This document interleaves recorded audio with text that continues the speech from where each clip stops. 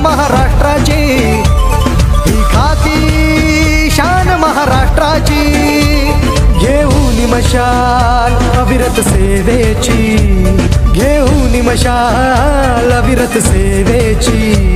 सदरक्षणाय खल निग्रहणाय, सदरक्षणाय खल निग्रहणाय, सदरक्षणाय खल निग्रहणाय, ही खाकी शान महाराष्ट्राची, ही खाकी शान महाराष्ट्राची, ही खाकी शान महाराष्ट्राची, महाराष्ट्राची, ही खाकी शान महाराष्ट्राची, ही खाकी शान महाराष्ट्राची, ही खाकी शान महाराष्ट्राची।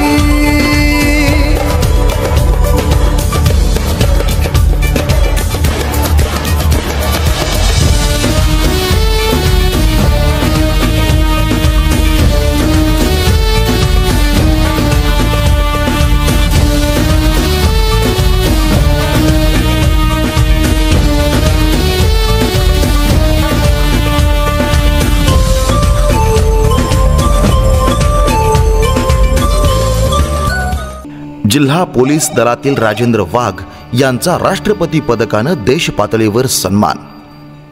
PSI राजेंद्र वाघ यांना 34 वर्षांच्या कार्यकर्तृत्वाची पावती। अहिल्यानगर जिल्हा पोलीस दलातील पोलीस उपनिरीक्षक राजेंद्र देवमन वाघ स्थानिक गुन्हे शाखा यांना पोलीस दलातील 34 वर्षातील उल्लेखनीय कामगिरीबद्दल राष्ट्रपती पोलीस पदक जाहीर झालंय। प्रजासत्ताक दिनानिमित्त या पदकांची घोषणा होते। त्यात नगर जिल्ह्यातून राजेंद्र वाघ यांचा देश पातळीवर सन्मान होणार आहे। पोलीस दलातील ढाण्या वाघ म्हणून परिचित असलेल्या वाघ यांनी अनेक मोहिमा फत्ते केलेल्या आहेत।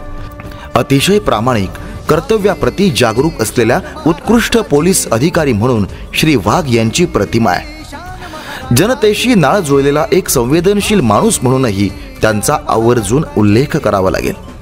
त्यांचे सर्वसामान्य जनतेशी उत्तम संबंध आहेत, त्यामुळे गुन्ह्याची उकल करण्याकामी माहितगार लोकांचे सहकार्य घेऊन त्या माध्यमातून गुन्हेगारांना वठणीवर आणण्याचं काम त्यांनी उत्तमरित्या केलंय।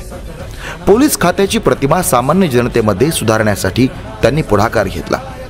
गुन्हेगारांना कायद्याची जरब बसवण्याबरोबरच तुटणारे संसार वाचवण्यासाठी, भरकटलेल्या युवकांना योग्य मार्गावर आणण्यासाठीही समुपदेशनाच्या माध्यमातून श्री वाघ यांनी आपलं महत्त्वाचं योगदान दिलंय। खाकी वर्दीतील एक संवेदनशील माणूसही त्यांच्यात पाहायला मिळतो।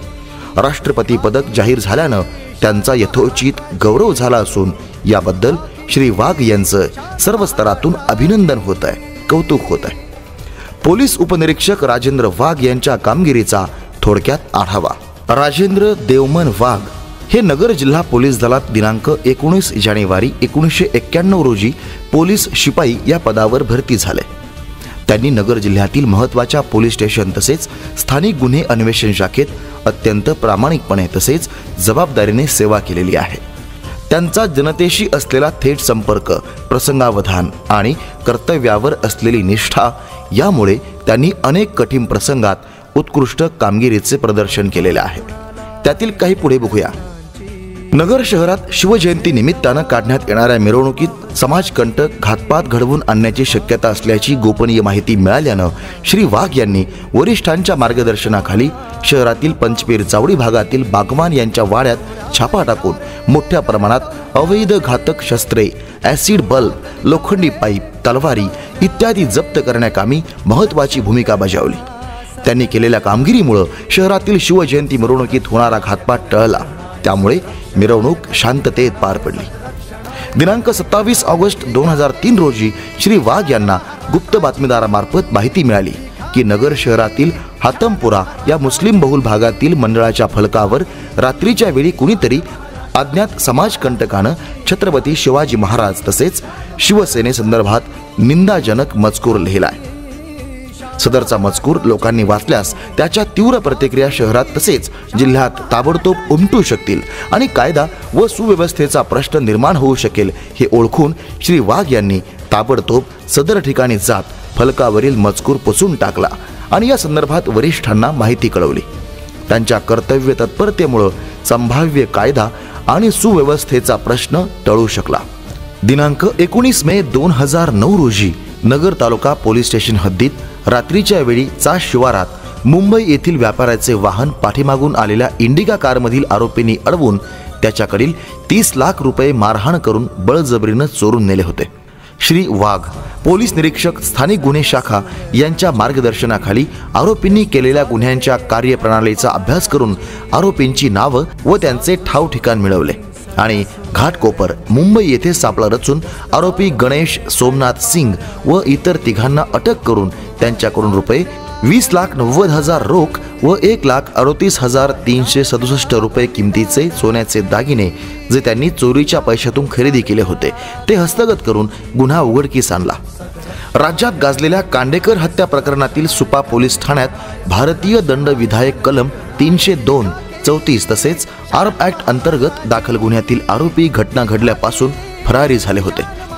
श्री वाघ यांनी सदर फरारी आरोपींची व त्यांच्या साथीदारांची गोपनीय माहिती मिळवून तपासी अंमलदारांच्या मार्गदर्शनाखाली आरोपी व साथीदारांना गोवा, पुणे, शिरूर येथे जाऊन त्यांनी वापरलेली हत्यारे तसेच गुन्हा करण्यासाठी घेतलेल्या सुपारीची रक्कम रोख रक्कम 1,10,000 रुपयासह अटक करून मोलाची कामगिरी बजावलेली आहे.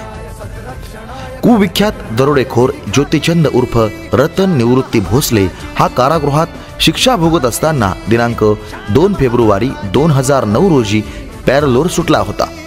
पॅरोलची मुदत संपल्यानंतर देखील सदर आरोपी परत कारागृहात न जाता तो पोलिसांच्या नजरेआड झाला.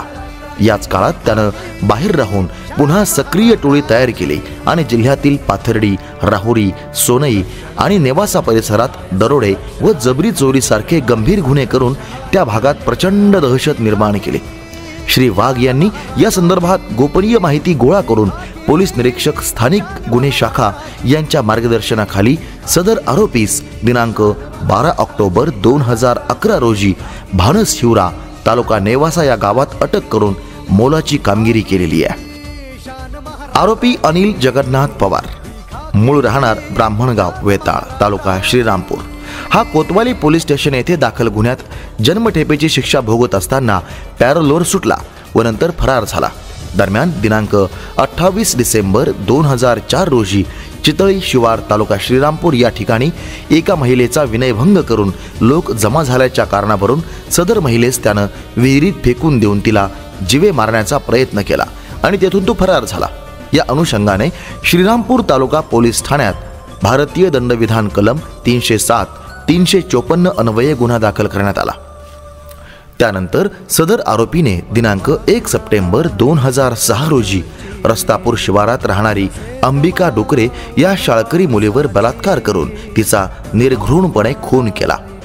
या संदर्भात सोनई पोलीस ठाण्यात गुन्हा दाखल झाला, परंतु 2 वर्षांचा कालावधी उलटूनही पोलिसांना आरोपीचा शोध न लागल्यानं नगर जिल्हा पोलीस दलावर प्रसार माध्यमांतून टीका होत होती.